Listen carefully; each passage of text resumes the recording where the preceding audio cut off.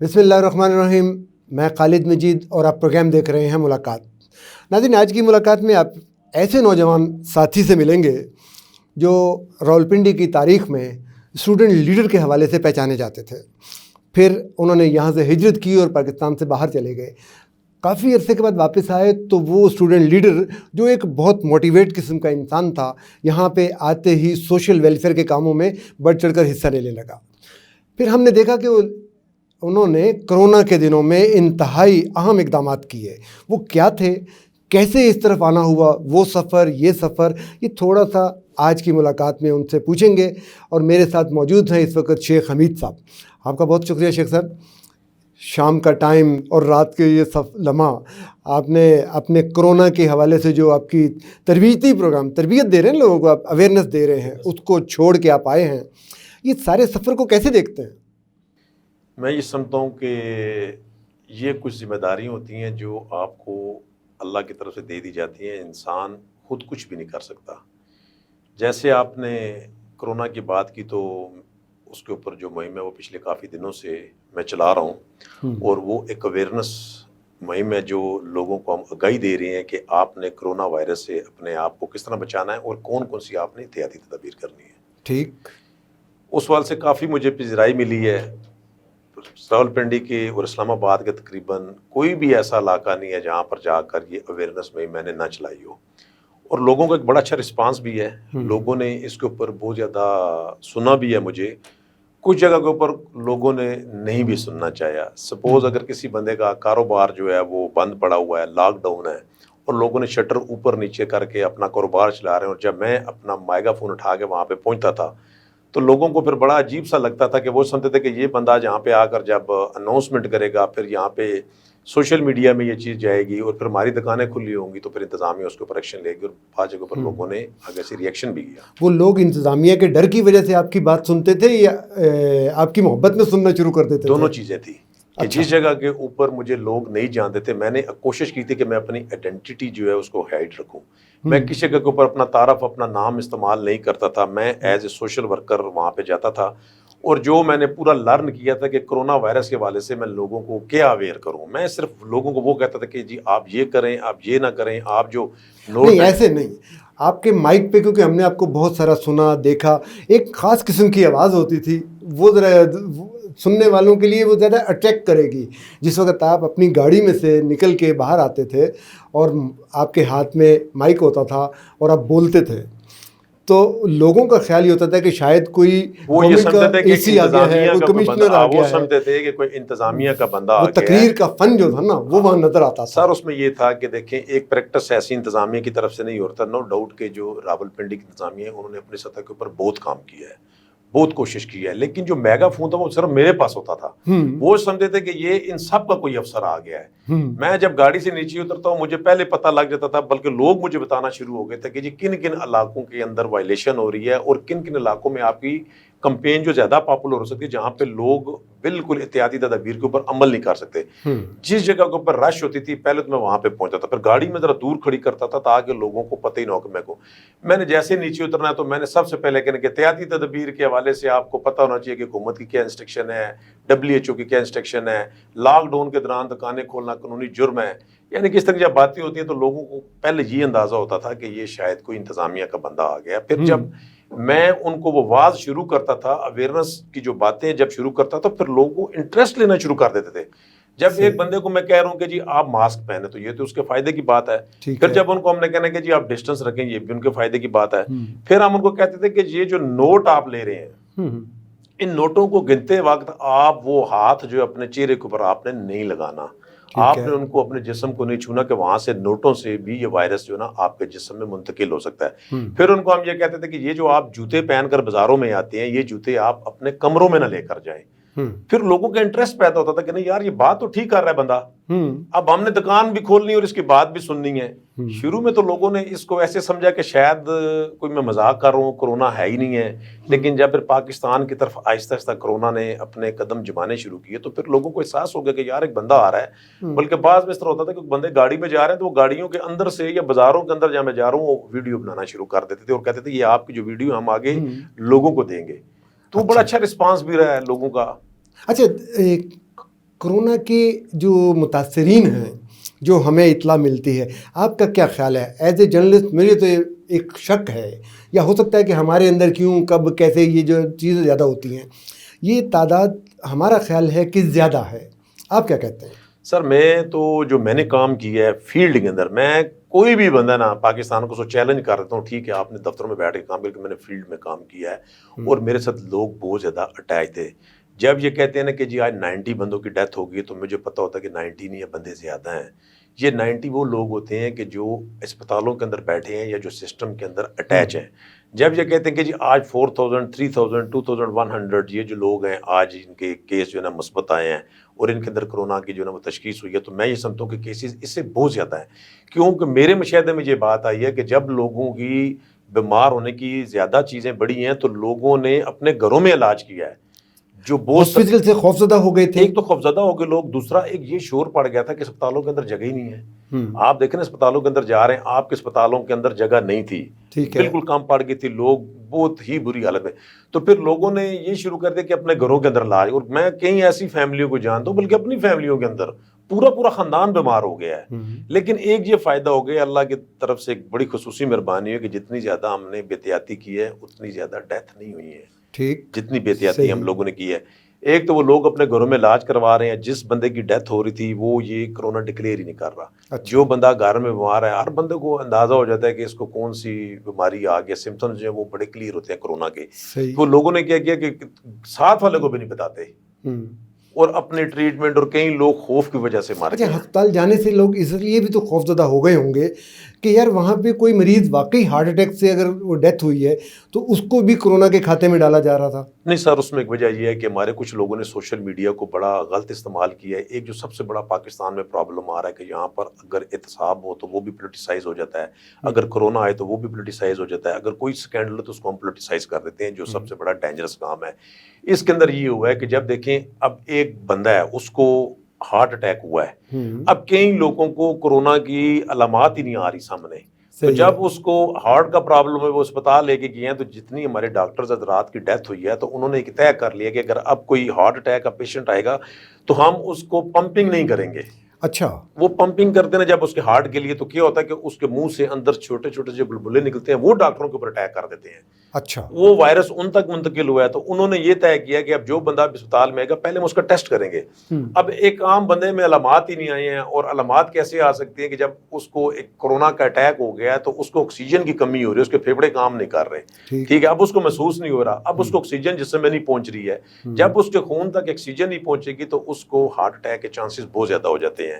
اس طرح جب وہ اسپتالوں میں لے کر گئے ہیں، جب بندوں انہوں نے ٹیسٹ کیا تو انہوں نے کہا جی یہ کرونا ہے، ایک بندہ خوف سے مر گیا، ٹھیک ہے جی۔ اب جو ساتھ گئے ہیں وہ اپنی جگہ پہ بالکل ٹھیک تھے کہ جی ہمارا جو بندہ ہے وہ تو بالکل تندرست تھا، ہم اسپتال میں لے گئے ہیں، آپ نے ٹیکہ لگا کے اس کو باہر دیا ہے۔ اور پھر ہمارے کئی ایسے نادان دوست تھے کہ جو میڈیا کے اندر یہ پروپیگنڈا ابھی تک کرتے ہیں کہ جی اتنے $100 مل رہے ہیں، اتنے $1000 مل رہے ہیں پر لاش کی۔ میں تو پریشان ہو گیا ہوں کہ یار یہ زندگی اور موت کا لوگوں کی مسئلہ ہے، آپ لوگ اس طرح کے پروپیگنڈے نہ کریں، کیونکہ جو لوگ گھروں میں اب جن کی ڈیتھ ہو رہی ہے وہ تو کسی جگہ پہ ڈکلیئر نہیں ہو رہے، یا تو گورنمنٹ ان کو بھی اس میں ڈالے کہ جی یہ جو گھروں میں ڈیتھ ہو رہی ہے ان کو زبردستی ہمیں دیں، ہم ان کو کورونا وائرس کا مریض ڈکلیئر کریں گے۔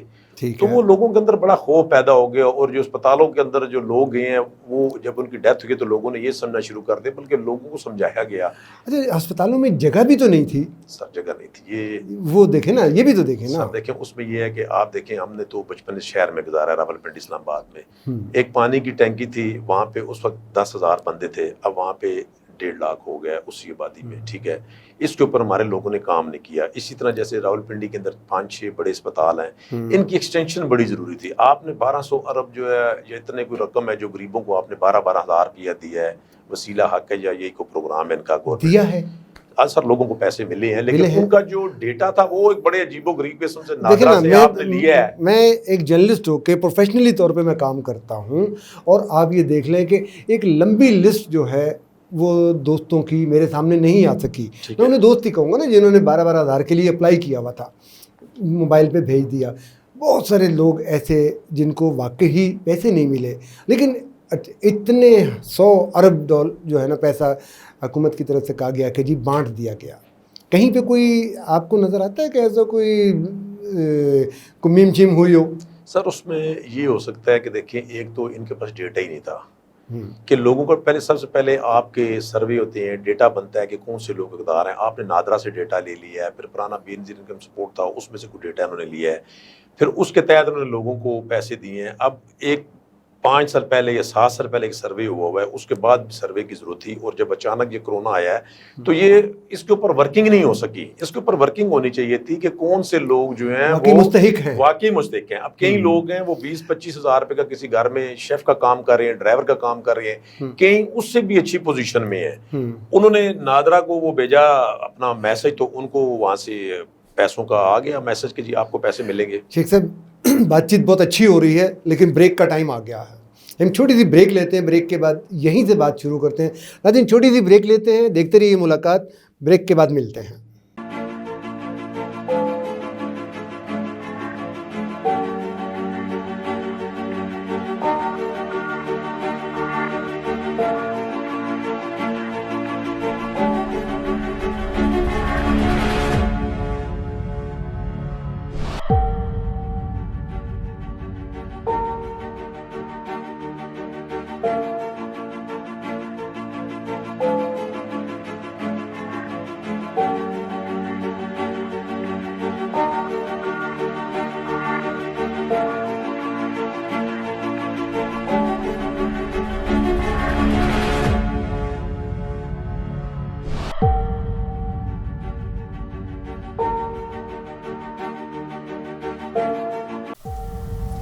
کورونا وائرس سے ڈرنا نہیں، لڑنا ہے.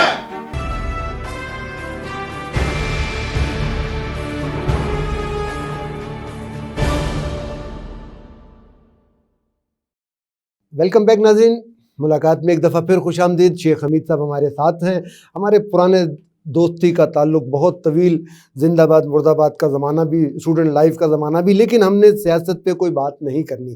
لیکن سیاسی باتیں ہمارے اندر سے ختم نہیں ہو سکتی. سیاست کی بات ہم نہیں کریں گے، لیکن یہ تو پوچھ سکتے ہیں کہ جو اتنا زیادہ پیسہ آیا لوگوں کو دینے کے لیے، اس کے حوالے سے، اس کے جو ٹرانسپیرنٹ ہونے کے حوالے سے کیا کہتے ہیں آپ؟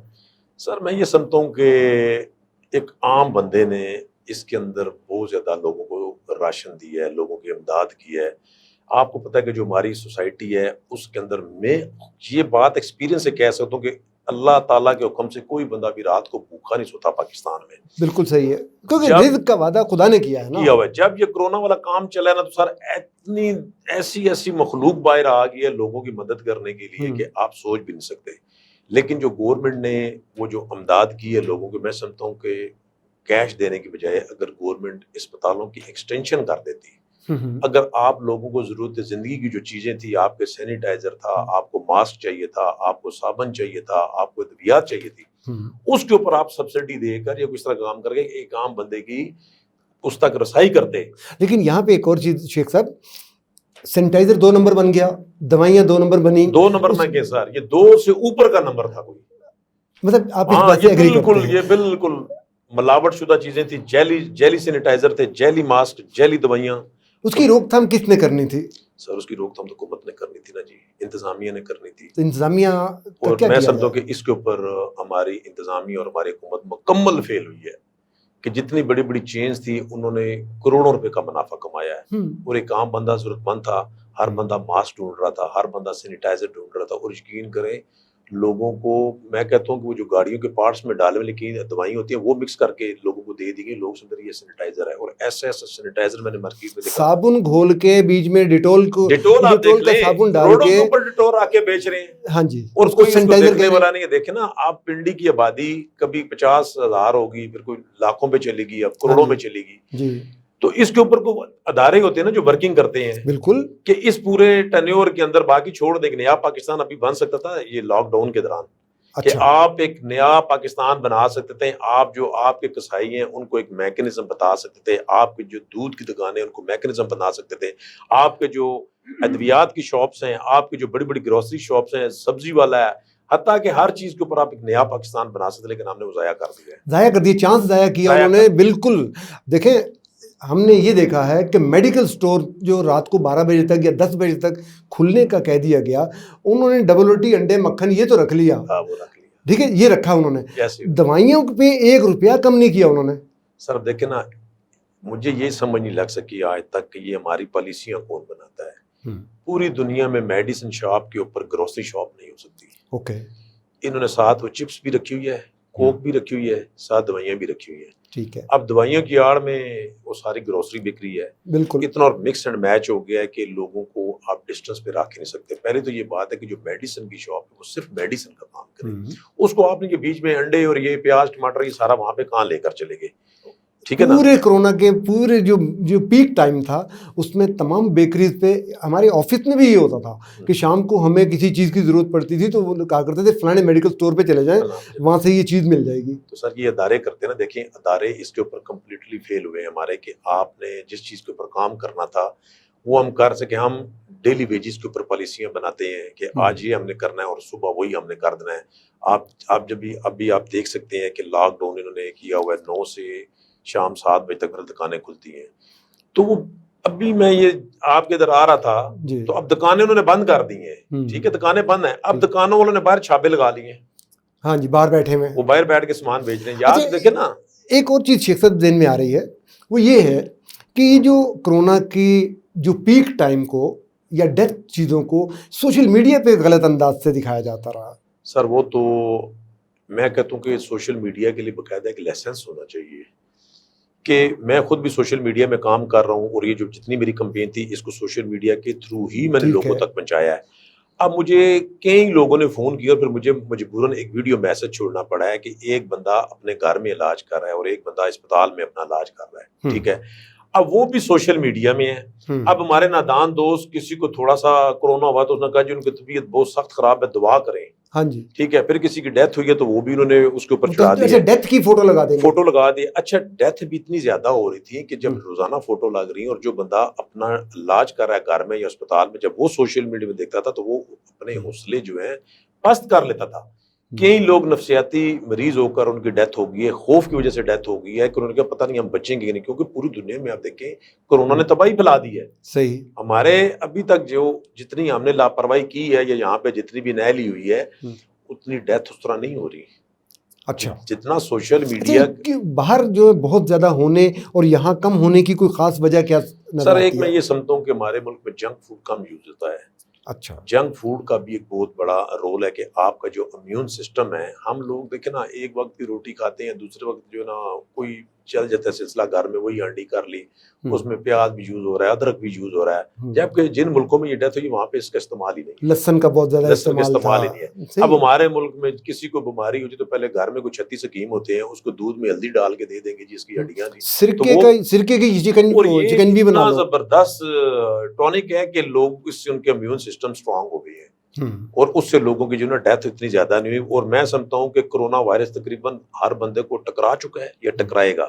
کئیوں کو ٹکرا کے ڈیتھ ہو چکا ہے، ان کو پتہ بھی نہیں لگا کیونکہ ان کا امیون سسٹم سٹرانگ تھا اور وہ اس کو آگے سے فیل کر رہے ہیں. اچھا شیخ حمید صاحب، آپ نے کیونکہ بہت قریب ہو کے یہ ساری کمپین بھی چلائی، اس چیز کو دیکھا بھی ہے، میں اپنے دیکھنے والوں کو یہ ضرور بتانا چاہتا ہوں کہ ان کو یہ بتائیں کہ جو کرونا کا جو پیشنٹ ہے اس کو کیا نہیں کھانا چاہیے اور یا کیا کھانا چاہیے، احتیاط بھی بتا دیں اور ساتھ یہ بھی بتائیں کہ علامتیں کیا ہیں. اچھا سر، اس میں پہلی تو بات دیکھیں میں تو ڈاکٹر تو ہے نہیں، نہ تو آپ ڈاکٹر ہیں، لیکن میں ڈاکٹر بھی بن گیا، ماہر نفسیات بھی بن گیا، میں اپنا موٹیویٹر بھی بن گیا اس کمپین میں. دیکھیں میں نے اس کو بڑا سیریس لیا اور میں ریسرچ کرتا تھا کہ کس کے اوپر کیا چیز کرنی چاہیے. ٹھیک ہے. کرونا کا جو مریض ہے نا جی، سب سے پہلے اس کو اپنے اوپر خوف نہیں ہیوی ہونے دینا. جب آپ خوف میں چلیں گے تو پھر آپ سمجھ لیں کہ 50% آپ نے اپنے آپ کو موت کے منہ میں ڈالنا شروع کر دیا. اس کو ایک نارمل وائرس کی طرح آپ لیں، اس کو اپنے پر حاوی نہ کریں، لیکن بے احتیاطی آپ نے نہیں کرنی. اس میں آپ اپنی خوراک سب سے پہلے اپنی خوراک اچھی رکھیں، اچھی کریں، یخنی لیں، سوپ لیں. اچھا پھر جو دیسی آپ کو پتا ہے ہماری جو مائیں ہوتی تھی گھر میں، بوڑھی نانی دادی، وہ کیا کرتی تھی، آپ کو ہلدی دیتی تھی دودھ میں ڈال کر، آپ کو چوٹ لگی ہے. اچھا ادرک کا استعمال ہوتا تھا، ادرک کا کعوہ بنا کے دے دینا، بڑی الائچی بیچ میں ڈال کے دے دینا. اچھا لہسن کا استعمال بہت زیادہ ہوتا تھا گھروں میں، اچار جو بنتا تھا اس میں پورے اپنا اس کو ڈال دیتے تھے، اپنا لہسن بھی. ان چیزوں کو استعمال کریں. دیسی مرغی کی یخنی لینی چاہیے، جو اپنا چھوٹا گوشت ہے وہ گردن کی یخنی لے لیں. آپ جتنی دیسی چیزیں ہیں وہ زیادہ سے زیادہ استعمال کریں. کہوے کے اندر آپ لونگ ڈال لیں, آپ اس کے اندر اگر رات کو سوتے وقت لٹھی بھی بیچ میں ڈال لیں, اور کہوہ بنا کے اگر آپ پیئیں گے تو وہ بھی آپ کے لیے بہت اچھا ہوگا. اور اسی طرح جو لوگ ہیں وہ نٹس کا استعمال لازمی کریں. نٹس جو ہے نا اس کے اندر زنک ہوتا ہے, زنک جو ہے وہ وائرس کو کل کرتا ہے. اس میں آپ بادام استعمال کر سکتے ہیں, آپ کیشو نٹ استعمال کر سکتے ہیں, پستہ استعمال کر سکتے ہیں, مونگ پھلی استعمال کرتے ہیں, لیکن ایک مخصوص تعداد میں. صحیح کہ یہ نہیں کہ آپ اتنی زیادہ کھا لیں, اور جیسے آج کل موسم پاکستان کے اندر بہت زیادہ گرم ہے, اس کے لیے آپ کو ایک مخصوص اس کے اندر جو ہے نا وہ اس کی مقدار رکھنی پڑے گی. اور آپ نے خوراک اچھی کرنی ہے کورونا میں. یہ جو لوگ لیٹ جاتے ہیں نا اور کمروں میں ایسولیٹ کر لیتے ہیں, یہ مجھے بہت برے لگتے ہیں. ایسولیٹ مت کریں. انسولیٹ کتنا حد تک سر ایسولیٹ کا مقصد یہ آپ کو کرنا چاہیے کہ آپ نے لوگوں کے قریب نہیں جانا. اب ایسولیٹ آپ نے کمرے میں کر لیا, وہاں پہ آکسیجن ہی نہیں ہے. بہت سر جو ڈیتھ ہوئی ہیں آکسیجن نہ ملنے سے ہوئی ہیں. آپ اپنے آپ کو لوگوں سے دور کریں. آپ کو جیسے چانس ملے ماسک پہن کر کسی کھلی فضا میں جائیں, آکسیجن لیں. جتنا آپ ماسک اتار کر آکسیجن لیں گے کھلی فضا میں, آپ کسی ڈیم کے پاس چلے جائیں, آپ کسی آبشار کے پاس چلے جائیں, آپ جو اللہ تعالیٰ نے یہ ساری سسٹم بنایا ہے, نعمتیں ہیں اس کی, بالکل اس کے اندر اللہ تعالیٰ نے شفا رکھی. اور میں یہ اس لیے باتیں کروں کہ میں نے پہلے آپ کو بولا نہ میں ڈاکٹر ہوں نہ حکیم ہوں. یہ وہ پیشنٹ ہیں جو ٹھیک ہوئے ہیں اور انہوں نے مجھے کہا کہ جی ہم نے یہ کیا ہے, اور پھر میں نے لوگوں کو بتایا کہ جی آپ یہ کریں. اور اتنے لوگوں کے پھر مجھے میسج آئے گا جی, بلکہ میرا ایک دوست ہے اس کی والدہ بڑی سخت بیمار تھی اور وہ میرے نسخوں کے اوپر ٹھیک ہوئی ہیں جو میں نے نسخے آگے پیچھے سے اٹھائے ہوئے تھے. تو انہوں نے جب اپنے ٹیسٹ کرایا تو ان کے پھیپھڑوں کے اوپر نا تھوڑا سا نشانات آ رہے تھے. تو ڈاکٹر نے کہا جی کہ آپ کا 7 دن کے بعد دوبارہ کروں گا. تو 7 دن انہوں کو ہم نے ایک یعنی کہ ویڈیو چڑھائی سوشل میڈیا میں کہ جی آپ آکسیجن لیں. تو وہ جو ہماری ماں کی جگہ پہ وہ کسی کھلے مقام پہ ان کا بیٹا روز ان کو لے جاتا اور وہ آکسیجن لیتی رہی. جب 7 دن کے بعد انہوں نے ٹیسٹ کرایا ان کے تو وہ نشانات ختم ہو گئے. انہوں نے کہا جی آپ نے کون سی میڈیسن, انہوں نے کہا جی میں نے آکسیجن لیا ہے. تو یہ لوگوں کو آپ ذرا تھوڑا سا اپنے پروگرام کے تحت یہ لوگوں کو بتائیں کہ ایک تو کورونا کو آپ نے اپنے دماغ کے اوپر اپنے آپ پہ حاوی نہیں کرنا. اچھا بیماری کوئی بھی ہے نا, اس کو جب ہم اپنے آپ پہ طاری کر لیتے ہیں تو اس کے اثرات زیادہ خراب ہوتے ہیں. سر دیکھیں نا, آپ کا جو برین ہے نا یہ ایک ٹائم کے اوپر ہزاروں درجنوں لاکھوں کروڑوں سینکڑوں تعداد میں سگنلز دے رہا ہے. صحیح ہے. جو سگنلز وہ آپ کی باڈی کو دے گا, آپ کی باڈی اس کو جنریٹ کرے گی. صحیح بات ہے. جب آپ کہتے ہیں کورونا ہو گیا, کیوں میں نے کہا کہ سوشل میڈیا کے اندر آپ ڈیتھ کی جو خبریں اور بیماروں کی خبریں مت لگائیں. جب ایک بندہ سوشل میڈیا میں دیکھتا ہے اور وہ گھر میں ایسولیشن میں ہے, اسپتال میں بیٹھا ہوا ہے, جب وہ دیکھتا ہے یہ بھی مر گیا ہے, یہ بھی مر گیا ہے, یہ بھی مر گیا ہے, تو وہ ڈپریس ہوتا جاتا ہے. اچھا بات پروگرام ختم ہونے کے بالکل قریب پہنچ چکی ہے. اندر سے ایک سیاسی سا سوال آ گیا ہے. اس شہر میں آپ نے اتنا وقت سیاست کو دیا ہے, یہ آخری سوال ہے, اتنا ٹائم سیاست کو دیا ہے اور وہ بھرپور جوانی تھی جس وقت کبھی چہرے پہ داڑھی تھی, کبھی جلتے تھے, کبھی جلوس تھے, کیا کہہ لیں کہ کالج کی جوانی, پھر سڑکوں پہ, پھر کبھی ذہن میں آیا کہ یار میں نے فلاں سال کے الیکشن لڑ کے ایم این اے بننا ہے؟ اچھا ویسے موضوع کی بات ایسی ذہن میں آ ہی نہیں سکی, کیونکہ جو درمیانے طبقے کے سیاسی کارکن یا سوشل ورکر ہوتے ہیں ان کی ایک سوچ ہوتی ہے کہ ہم نے پبلک میں سٹرگل کر کے آگے جانا ہے. تو وہ ایک ایسا ایک سسٹم تھا کہ ڈے 1 سے جب سے ہوش سنبھالی ہے تو ہم سٹرگل میں رہے ہیں. پھر سیاسی جماعتوں کا ایک ایسا سسٹم ہے کہ وہاں پہ جو اس وقت تقریباً میں اس وقت سمجھتا ہوں کہ پاکستان کی میجورٹی جو پولیٹیکل پارٹیز ہیں وہاں پہ ایک عام بندے کا اسمبلی میں جانا بڑا مشکل ہے. تو جب آپ اسمبلی میں نہیں جا سکتے تو اسمبلی میں جا کر آپ نے لوگوں کی خدمت کرنی ہے نا, تو اسمبلی میں جو خدمت ہو رہی ہے وہ بھی آپ کے سامنے ہی ہے. تو جب آپ ویسے لوگوں کی خدمت کر سکتے ہیں بغیر کسی مقصد کے, بغیر ووٹ کے, جو اصل خدمت ہوتی ہے نا بغیر ووٹ کی ہوتی ہے.